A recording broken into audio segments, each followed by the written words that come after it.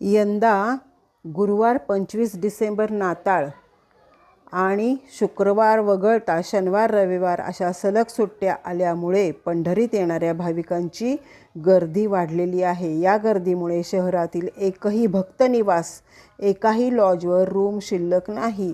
अगदी 31 डिसेंबरपर्यंत बहुतेक सर्व लॉजेसच्या खोल्या बुकिंग झालेल्या आहेत. सर्वाधिक खोल्या असलेला श्री संत गजानन महाराज संस्थानमधील भक्तनिवासी गुरुवारपासून फुल झालेले आहे. एकही खोली तिथेही उपलब्ध नाही.